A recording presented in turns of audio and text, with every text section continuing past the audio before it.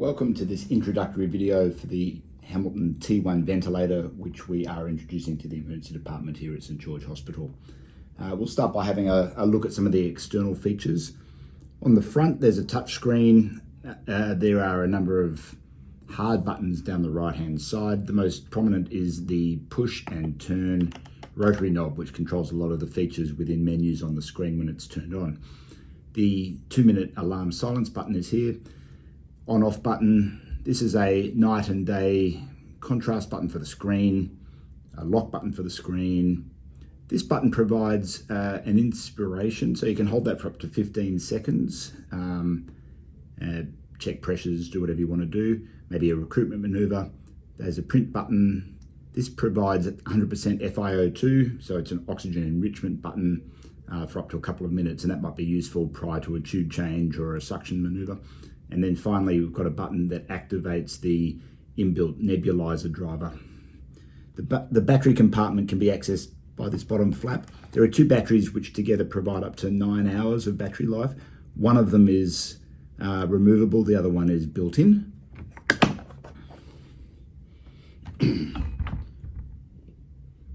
On this side, we can see in addition to the 240 volt plug, there's an air intake, there is a high pressure oxygen hose intake. There is in fact the option for a low pressure oxygen intake, which we are not using in this department.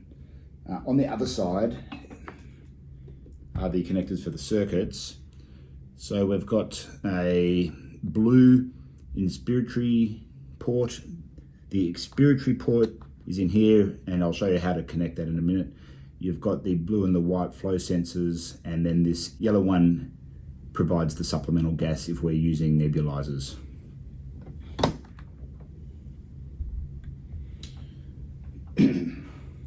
We have 2 sorts of circuits. We have an adult pediatric circuit, which is a coaxial circuit here.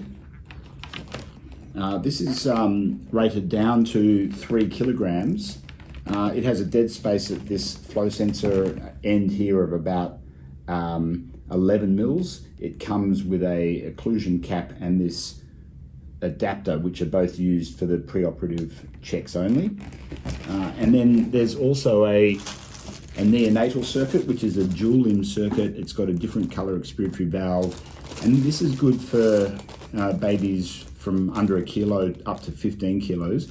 Arbitrarily, we've chosen a 10 kilogram cutoff. And so underneath 10 kilograms, you go into neonatal mode and use the dual limb neonatal circuit. Over 10 kilos, the pediatric adult mode and the coaxial ped adult circuit, although there is that degree of overlap allowing for some margin of error there. What we'll do first is show you how to connect these circuits and go through our pre-op checks. So I'll turn the machine on. It does take 30 seconds or so to boot up. In the meantime, we connect this expiratory valve. Be careful that this silicone valve is seated properly. You simply put the valve in and twist this knob a quarter of a turn clockwise. The inspiratory and expiratory limbs only face in one direction, with the circuit actually coming forward toward the patient. The flow sensors are connected pretty intuitively to their respective color-coded outlets here, and we're good to go. So this is our starting screen. You'll see that it allows to start ventilation using either our last patient with the settings that we used, adult ped, or a neonatal configuration, which requires the other circuit. Before we start ventilation, we go through our pre-op checks. Now these do take a minute, and it's advised that they happen at the beginning of each shift or each day, and that way we know that the circuit's good to go. So basically you commence by pushing this button, and these are all ticked because I've only just very recently done it, but the first one we'll do is the leak test. So you touch that, and it actually gives you visual prompts, tells you what to do. You simply follow the instructions. So we'll disconnect the patient, or in our case, the little occlusion cap. It asks us now to block the breathing circuit, so you can use your thumb or you can just put this cap back on. And what it's doing is it's just checking for any leaks in the circuit. It's essentially pressure checking it.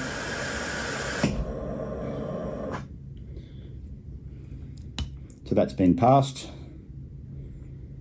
The next one is the flow sensor check. Disconnect patient, they're already disconnected. Flip flow sensor, this is where this adapter is important. So you actually connect that in between the sensor and the end of the circuit, turning it around the wrong way temporarily. And you'll hear that it escalates gas flow in a minute as it calibrates the flow sensor in that direction.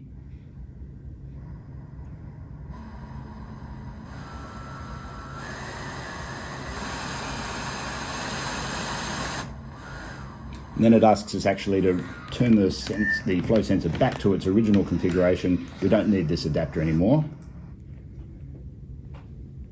Once again, it's going to escalate gas flow as it checks its calibration.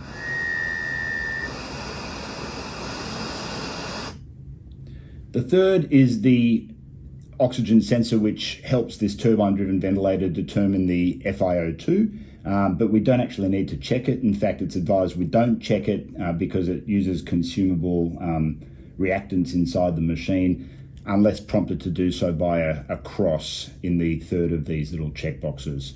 So that finishes our pre-op checks. We're good to go. I can close that little menu there, and we can begin to consider starting ventilation.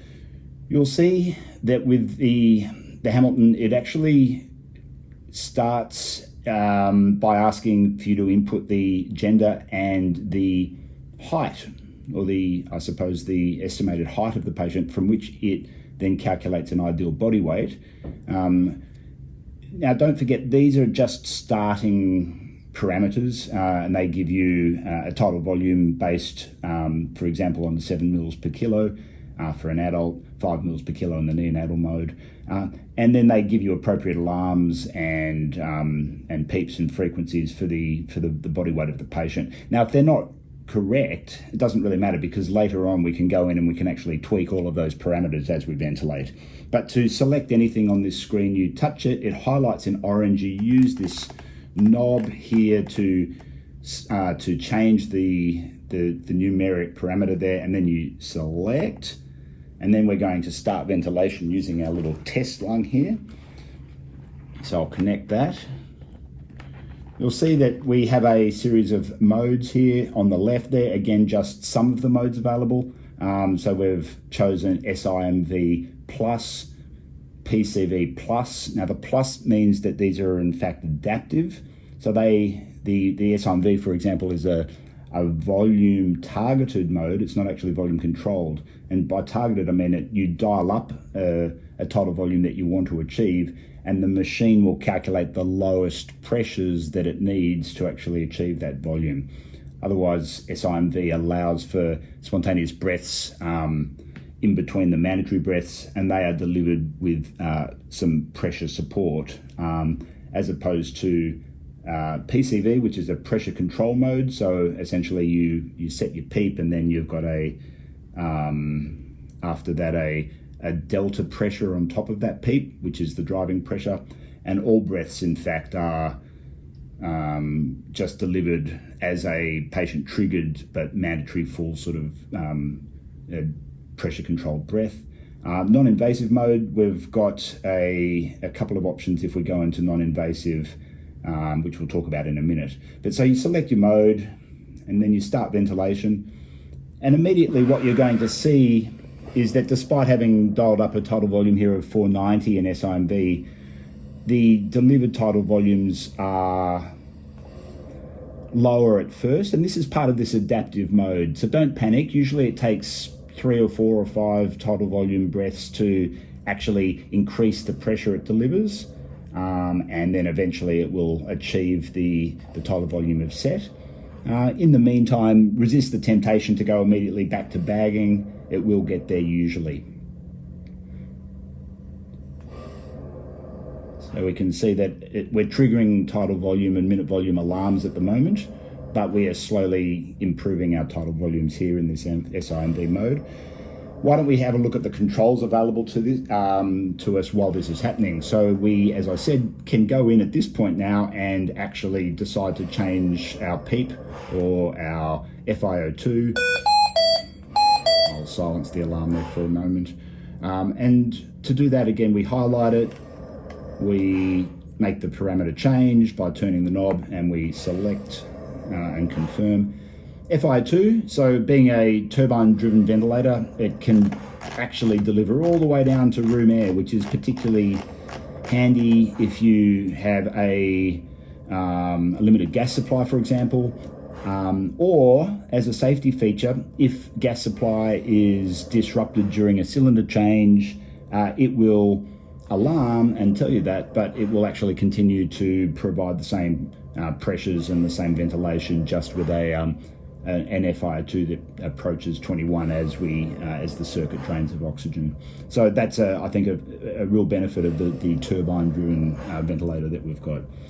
If you don't actually confirm, it reverts, as you see, to the previous preset. Other controls are accessed by this menu, and you've got all sorts of things here. So you've got the rate, you've got PEEP, you've got FiO2, you've got the flow trigger for the spontaneous breaths. One thing to note is that the P limit and the alarms that we'll see in a moment are always set 10 centimeters of water apart. So if I dial up a pressure limit of, say, 30 for lung protective ventilation and confirm that, you will see that the alarm in a minute will be always 10 centimeters higher than that, and so a peak airway pressure alarm will trigger at 40 now. And conversely, if I adjust the alarm, I'm automatically adjusting the peak airway pressure that will be delivered. So they're always linked in this system. The other thing to note in SIMV mode, because it's a mode which encourages spontaneous breathing, the idea of an IE ratio being determined by us is a little bit arbitrary, because the IE ratio will change depending on how much spontaneous breathing the patient's doing. So what this asks you to do is, in fact, to set an inspiratory time, and you'll see that depending on the respiratory rate and the inspiratory time, the IE ratio is listed here on the screen, but it's not directly adjustable in SIMV mode. So here I am increasing the rate, and in fact the IE ratio is decreasing because I've got the same inspiratory time. So that's just a little point of difference with the Oxylog, and just you have to just get used to that. There are further controls. ETS is the expiratory threshold. So once flow rates actually drop in inspiration to beneath 25%, it suggests the patient's now getting to their, I suppose, the top of the compliance curve in their lung, or they're starting to expire themselves if they're spontaneously breathing, not paralyzed. And so you can actually adjust when they cycle, when they flip from an inspiratory to the expiratory phase. Ramp, I think we're all familiar with. It's just how aggressively it delivers that peak pressure. Monitoring is probably the next thing to have a look at here. So by bringing up this screen here, we can see that there are a number of other parameters that can be monitored in addition to the ones that are on the main screen. And again, there's a couple of little sub-menus you can delve into. Leak's quite useful, particularly in the non-invasive modes. You can get a sense of how much your leak is around the mask, so that can be useful. If I go into system, hidden in here is in fact an estimation of gas consumption. So here we are at 6.4 litres a minute. Obviously, if I reduce the FiO2 significantly, I would expect over the next minute or so the calculated gas consumption will drop significantly. And that can be useful again if you are, say, accompanying the patient remotely down to MRI, and you want to be sure that you're going to have adequate gas. Okay, so we'll close that. The next thing to think about are alarms. So either they will trigger and they're yellow for an intermediate priority and then red for a high priority alarm. And I can either go into the alarm screen by highlighting the yellow alarming parameter here. You can see that in fact I'm sort of hitting my peak of 31 because remember I set the alarm limit earlier at 40. So I can go in that way, or I can go in via the alarms button here. And you'll see that I've got all sorts of alarms that I can adjust. Again, the upper or the lower limit, it's fairly intuitive. Auto button allows me to automatically set the alarm around the current parameters. So that's useful as long as you're happy with the current parameters. So you wouldn't do that if the patient was, struggling to be ventilated, because I think that would just be a false sense of security. Buffer allows you to go back actually and have a look at all the previous alarms. You can clear that with a reset button. One feature that may or may not be useful is you can actually touch on any alarm, current or previous, and it will give you a bit of a flow chart as to how to troubleshoot. So that can be a useful learning tool. And I'll close that screen there. Let's set about changing the mode. So I'd no longer want SIMV. I would like let's say the controlled mandatory ventilation. So that's another volume targeted mode.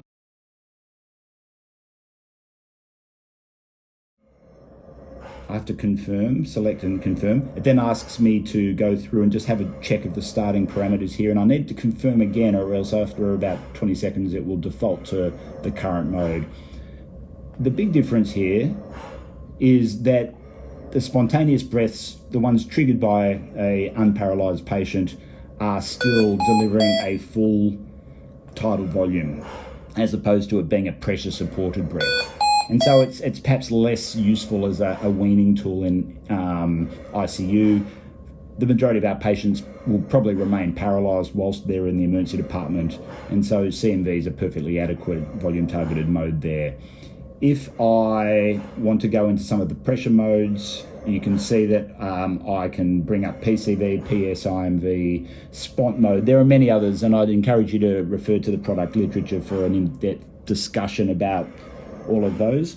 Non-invasive modes, as I mentioned, are NIV. So if I go into there, it's very similar to our current BiPAP. Of course, if I set pressure support or delta P to 0, then essentially I'm just delivering CPAP. So it's quite good. And this machine will tolerate massive leaks up to 250 or so litres per minute, which is, I think, again, it's quite a sophisticated non-invasive delivery device. NIV ST we saw next to it, I don't think it's going to see much use in our department. It's a BiPAP mode, but it also allows for timed mandatory breaths delivered via the non-invasive apparatus. And I would say if we're sort of resorting to that, then we're probably thinking hard about intubating these patients. And finally, ASV is an adaptive intelligent mode wherein you dial up a target minute ventilation as a percentage of that calculated for the ideal body weight. So for example, if you want to hyperventilate a little bit, you might suggest a minute ventilation of 120% or 130% of the starting minute ventilation for that patient's weight, and then you can titrate that according to the end tidal CO2 and the resulting gases.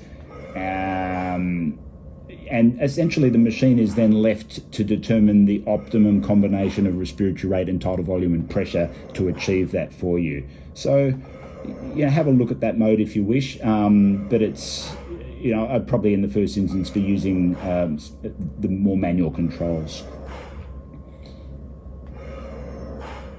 I think that pretty much sums up the adult ped mode.